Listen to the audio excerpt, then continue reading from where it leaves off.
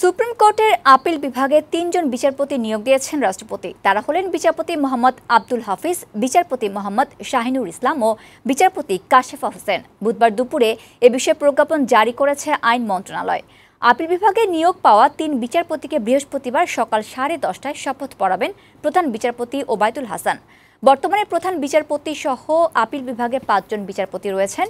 নতুন এই ৩ জনের নিয়োগ হওয়ায় আপিল বিভাগের বিচারপতির সংখ্যা দাঁড়ালো ৮ জনে। এই নিয়োগের ফলে মামলার জট কমবে বলে জানান অ্যাটর্নি জেনারেল। তিনি জানান, হাইকোর্ট বিভাগেও আরও বিচারপতি নিয়োগ দেওয়ার প্রক্রিয়া চলছে।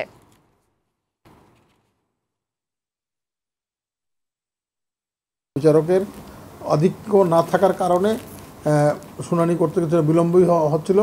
সেই মামলাগুলো এখন শুনানি করা যাবে এবং অন্যান্য মামলা যেগুলো এখনও বিচারাধীন আছে সেই মামলাগুলো খুব সহজে শেষ হবে, কারণ একটি কোর্টে 20টা মামলা হলে দুটো কোর্টে 40টা মামলা হবে, যার ফলে মামলার শুনানির দ্রুততার সাথে মামলা শুনানি হবে এবং মামলার যে জট সেটা কমে যাবে।